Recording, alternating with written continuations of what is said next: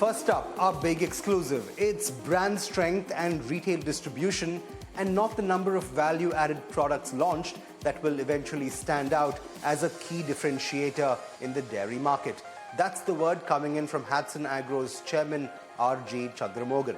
Earlier today, I sat down with the Hatsun Agro boss at the Dairy Major's headquarters in Chennai, where Chandramogan broke down HAP's expansion strategy and distribution game plan.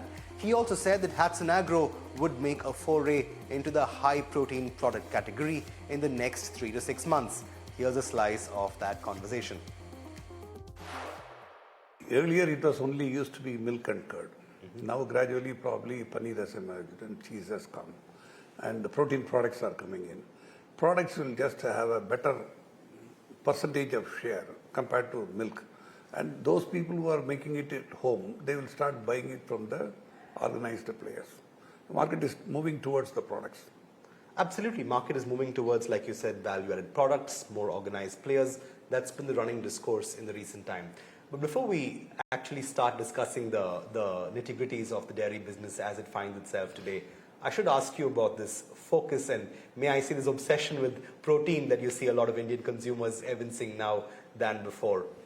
Is there a shift that you're witnessing in the Indian dairy ecosystem when it comes to high-protein product launches? Is that something that's happening at this time? It is definitely happening, and we are focusing on that.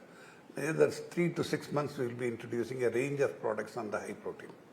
Our production facilities are getting harnessed to do that, and the work is already on. Within the next 3 months, you can expect products from Hatsun. Right. And in the overall dairy space itself, how do you see product launches and product pipelines reorienting itself towards this clear consumer interest? What percentage of the overall dairy business's product space do you actually see being dominated by protein products? No, product base has been very low earlier. So compared to that, the emergence of products are happening right now. That's one thing good about it. But this particularly requires a complete refrigerated chain to do that. Fortunately for us, we do have that refrigerated chain in place. We are the only dairy company for transporting milk and curd in the 100% refrigerated conditions. We already have the infrastructure. Our ice cream has got enough infrastructure of cold storages and freezers, and we are well placed to take advantage of the new products. New products requires piggybacking of the existing distribution. Where we have the distribution, we believe that this will help. Right. And even as the market for protein is being discussed as well, or high protein products rather, paneer and milk-based ice creams as well continue to hold their own. But before I come into any of these discussions, I want to quickly ask you about how the entire ratio between pure play dairy and value-added dairy products stack up. There's been a whole lot of discussion and discourse with regard to what dairy players should focus on more. And while some legacy players continue to keep their focus solely on dairy, a lot of new age entrants are talking about keeping the focus on value-added products as a means of taking business forward and growing business really. Where do you stand with regard to this? Actually, we do have product ranges that are getting introduced in the future. And our existing products are having a ultimate leadership. Say, for example, in milk, we are the top selling milk of the private players in the entire country. Yes. And in ice cream, we are one among the top 2 in the country. Our Ibaco is also in the premium category of parlor models. We are one among the 2. On the cultured products like fresh yogurt and that is curd and yogurt, we are one among the top 3 in the country, including 2 cooperatives. And among the private, we are the leading. And we intend to just introduce the new products based on the strength of our existing distribution, which can really take us to the next level. Right. And yet the ratio between dairy and value-added dairy products for you would be in the 65 to 35 range, correct me if I'm wrong? Right now probably it may be 55 to 45, but probably the 45 may start growing better than that percentage. Right. And yet when you look at EBITDA numbers, you compare yourself and other competition in South India, you're actually, and I'm taking a look at the numbers here, you see multiple competitors having merely a fraction of where you stand right now in terms of EBITDA. So what does that tell you with regard to this split between dairy and value-added dairy and where these numbers head to as far as the market is concerned? Actually, I will not say value added is giving the margin for us. I'll say the brands are giving value for us. Right. Two things that are happening to us is We have got 3 successful brands which are more than 1,000 crores per annum. Not only that, we have got about 4,300 outlets of our own distribution. They are dealer cum distributor. We have cut a layer of distribution. And these retail outlets are the real backbone of our strength. These retail outlets, we sell 18 to 20% of the consumer buying through these own outlets. Right. And nobody else has got these facilities in the entire country, irrespective of whether they are cooperative or corporate. This is actually able to crush the cost. This is one of the reasons. Compared to industry, we are almost double the EBITDA of the industry in general, mainly because of the leading brands what we have, retail network what we have built. And the value addition, as far as I am concerned, is that if it is going to be paneer or cheese, my feeling is paneer or cheese, if it is sold to the consumer, it's a value-added item. And if it is sold to the horeca, the value addition goes to the horeca, not for the guy who is supplying paneer. Those people, they negotiate a steep discounted prices and they ask for credits. Our balance sheet is very clean. And at the end of the year, we don't have any receivables. Where by supplying to horeca, the receivables are much more. So our focus is on consumer products. Branded, distributed. See, marketing is also requiring the distribution muscles. Because of these outlets, we are able to directly distribute, removing a layer. That makes the difference compared to anybody. Right. And even as your focus continues to lie in this space, I often wonder, do you see the overall dairy industry also moving in this space? Do you actually see brands being focused on value-added products continue to see their share rise in the overall ratios? What do you make of this? See, niche products probably they create some volume, but beyond that the scaling becomes a problem for them because of the infrastructure lacuna. As a company, infrastructure alone, I'm not talking about the manufacturing. We have invested something like 1,200 crores in the last 7-8 years. This is only holding us good. Either you take refrigerated or frozen. It requires a continuous flow of things. If you don't have continuous flow of things, the product may get spoiled, irrespective of the manufacturer making a good product. Consumer may not receive a good product. So this infrastructure is the backbone of the industry. Right. Let's quickly talk about a few more product categories. Both Arun Ice Cream and Ibaco, two of your big brands that you continue to bank on when it comes to value-added products. Where do you see your expansion strategy on both these fronts going from here? Do you hope to launch more outlets, more such products in this space? What is the plan on that front? See, we do have about 834 numbers of ice cream franchises operating at different states. Our Arun Ice Cream is available in 15 states. We intend to take it to a larger number of 1,200 in a matter of next 2 years. And ice cream outlets, if you take Ibaco, 226 outlets are there. This we can easily take it to 280 or 300 in the next 2 years. So this is for the ice cream. And for the milk and curd, we are still doing it. We already have about 4,000 outlets and we intend to take it to 5,000 outlets in the next 2 years. And speaking about the overall market for both ice cream and paneer, but more specifically paneer, for a long time it wasn't exactly seen as a great product category for South India itself. But so much of that has changed in recent times. I think paneer consumption in the 5 southern states has moved and climbed by leaps and bounds. Where do you see the growth for this segment and this category? No, in this South segment India? will definitely do a double-digit growth plus without any difficulty. And most of the growth is also happening in Horeca, where probably people go to the hotel, they get varieties of food and all that. Right. Cooking, it comes from the educated ladies to convert to paneer. And it will start percolating down to everybody. So this is a market that is growing, no doubt about it. So even as we're speaking right now, there's so much activity happening in the dairy space itself. You've had a legacy player like Amul ruling the roost for a long time. You've had multiple players in South India also keeping pace, if not giving stiff competition. And you're seeing newer entrants like Milky Mist also apply for IPOs and looking to hit the next level of business really. In the face of all of this competition, what do you think will be the clear differentiator that can easily make brands and companies distinguishable? And what do you think will be the one key to success by way of the differentiator itself? We have certain moat advantages what we have built over the period. Like proper infrastructure, before anybody is looking at infrastructure, we have done it. Brand building is the biggest exercise on these type of businesses. And we have built three brands, and we can introduce a new brand where it can have a piggy ride on the distribution muscles of the existing product. Most important thing is the retail outlets where we have access to consumers who can come and buy from us. Right. We are in a position to just short circuit from the time of production to the time of sales. We can reduce it substantially with retail outlets. This is our key strength.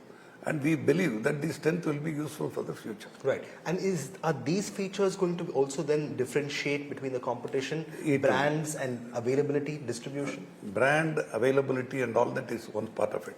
Product development is the major part that we have to keep on evolving. And we are doing it with our product development center. And you can see our product development center in the head office itself. If you are free, you can just have a look. Sure, I'd love to. But moving forward itself, you spoke about distribution and how the time from product to actually go on to a purchase is so shortened by way of distribution. Where do you see your distribution network expanding going forward?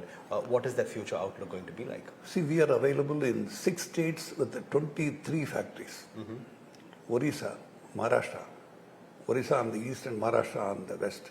And apart from that, 4 other states are Tamil Nadu, Andhra, Karnataka and Telangana. We have got factories and we have got distribution muscles. And these places are going to expand further capacity like eastern market. From Orissa we may go to Calcutta with milk, curd and products.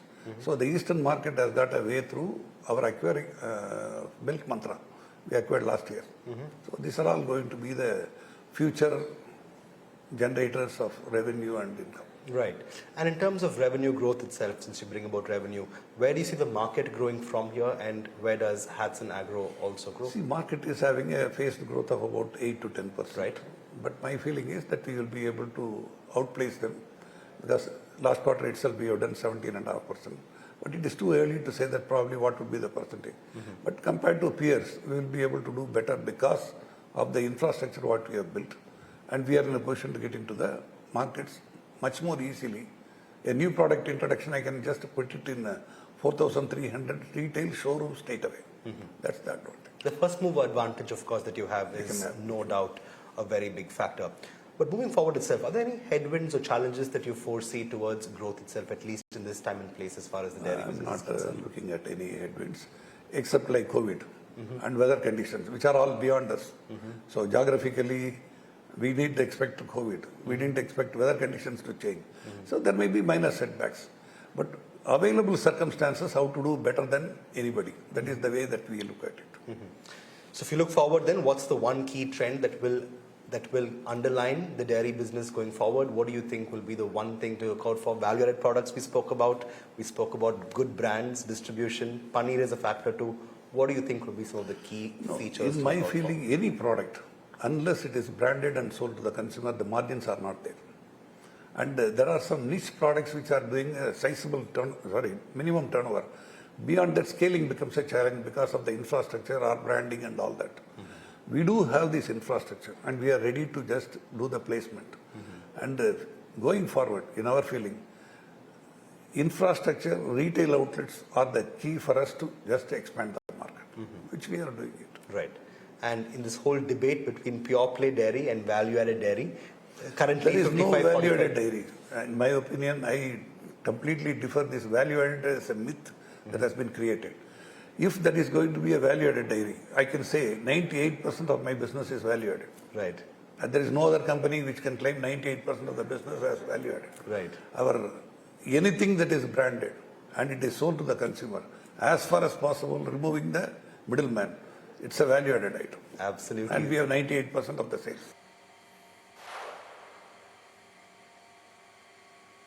Well, there's no value-added dairy, and the power of the dairy industry will be determined by the strength of brands and pure play distribution power. That's the word coming in there from R.G. Chandramogan of Hatsun Agro. Well, moving on with staying with the South, the Hinduja Group has signed a memorandum of understanding with the Andhra Pradesh government to make an investment of nearly 20,000 crore rupees in energy and EV assets across the state. ET now is given to understand that the investment will include an allocation towards enhancing the Visakhapatnam thermal power plant's capacity from 1,050 megawatt to 1,600 megawatt in addition to also establishing solar and wind projects in Rayalaseema and an electric bus and LCV manufacturing units in Malavali in the state's Krishna district. Reports also say the Hinduja group has allocated a part of this 20,000 crore rupee investment towards developing statewide EV charging infrastructure and EV mobility hubs in the towns of Anandpur, Kurnool and Amaravati. The MOU between the Hinduja group and the AP government was arrived at on Chief Minister Chandrababu Naidu's 3-day visit to the United Kingdom to secure investments for the state. The visit itself comes just ahead of the CII Partnership Summit scheduled to be held at Visakhapatnam on the 14th and 15th of November. Staying with investment news from Andhra, reports say Brookfield Asset Management is planning to cough out $12 billion in investments in the state's renewable energy sector. If the investment in question does come through, it would be Brookfield's largest overseas commitment in renewables. The ticket size of the investment is reportedly finalized at a meeting between executives at the asset management firm and Andhra's industries minister, Nara Lokesh, with an MOU likely to be inked at that upcoming investment summit in Vizag in mid-November. Reports say Brookfield is lining up investments across the top-down value chain in green energy, with investments likely to take form and shape in Indosol's integrated manufacturing facility and Navayuga's renewable energy portfolio, in addition to manufacturing and green hydrogen projects and another series of investments in the hospitality space as well. From one global major to another, global semiconductor major Qualcomm is deepening its India footprint with a fresh expansion in Bengaluru. The company has leased 256,000 square feet of office space at the city's Constellation Business Park for a period of 5 years. The lease, which begins in October 2025, is valued at around 184 crore rupees, translating to a monthly rent of nearly 2.9 crore rupees. It includes a 15% rental escalation every 3 years, a rent-free period until August 2026, and a security deposit of 5 crore rupees. The new facility adds to Qualcomm's strong presence across South India, with an existing footprint of over 1.8 million square feet in Hyderabad, which, remember, is its largest campus outside the US, and another 260,000 square feet in Chennai. The move highlights how global technology firms are continuing to bet big on South India's engineering talent and office space infrastructure. In fact, with more global capability centers setting up shop in the region, Bengaluru, we're told, clearly has strengthened its position as the nerve center of India's innovation economy.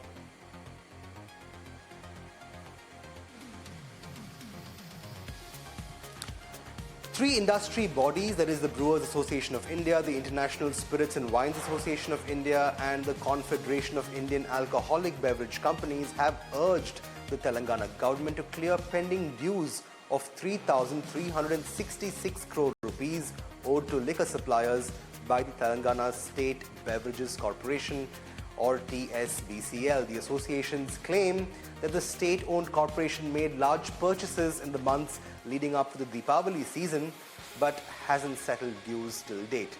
The delay has put severe financial strain on manufacturers and distributors, especially since the total money owed, 1,950 crore rupees has been pending for over a year. Now, with the payment backlog choking supply chain, new retail liquor licenses set to take effect in December, the delays could lead to supply shortages. All three associations have now called on the Telangana government and TSBCL to settle these dues in the interest of business continuity and protect revenue from the alcoholic beverages sector. Moving on to Tamil Nadu now, a little over a month since the deadly stampede in Karur killed 41 individuals, the Tamil Nadu government is all set to convene an all-party meeting on November 6th to frame a list of standard operating protocols, or SOPs, for political rallies. The decision is in line with the Madras High Court directive instructing the government to arrive at a set of guidelines to govern the conduct of political rallies in the state. Interestingly, the court's directive was in response to a petition filed by actor-turned-politician Vijay's political party, the Tamilnaga Vetri Karagam, or TVK, in the aftermath of the September 27 stampede at a political rally conducted by the party. However, the TVK won't be part of this all-party meeting convened by the government, as invites have only been sent to parties that already have representation at the state legislature. Following the meeting, South Central has also learned that the Tamil Nadu government will submit a draft SOP to a two-member bench of the Madras High Court by November 11th. Keeping with Tamil Nadu, the DMK-led government in Tamil Nadu has filed an appeal in the Supreme Court against the Election Commission's move to carry out a special intensive revision of electoral rolls in the state. The party says the exercise is unnecessary, rushed, and violates constitutional rights, citing Articles 14, 19, 21, 325 and Article 326, which guarantee equality, free speech, and the right to life and the right to vote without discrimination. The government has argued that a special summary revision, or SSR, of these electoral rolls was already completed earlier this year, and that another round now places an unfair administrative and financial burden on the state. It also warns that the hurried process could lead to errors or exclusions, especially among migrant voters. The government has also called out the move as a gross overreach by the Election Commission. Its petition says such a move could upset the federal balance between centre and state. The Apex Court is expected to hear the case later this week. Now, before we end, some news from the Kerala film industry, or Mollywood as it's called. Film legend Mammootty has created history by winning a record 7th Kerala State Film Award in the Best Actor category. The Malayalam actor won the award for his role in period folk thriller Brahmayugam, which released to widespread fanfare last year. Mammootty won his first Kerala State Film Award, remember, back in 1984 for his role in Adiyura Kukkal, and his most recent one in 2022 for Nanpakal Nerathu Mayakam. With the win, Mammootty also inches just ahead of his peer and another Malayalam film legend Mohanlal, who has won 6 state awards thus far. It wasn't just Mammootty though that walked back home with top honours. Malayalam film Manyumal Boys also took home 9 Kerala State Film Awards, cementing itself as the Malayalam Film of the Year. Right, on that note, we've come to the end of yet another episode of South Central, but we'll be back tomorrow with more news and updates from South India, including top headlines, boardroom action, and the news that you need to know from business and beyond. For the moment though, it's goodbye from us.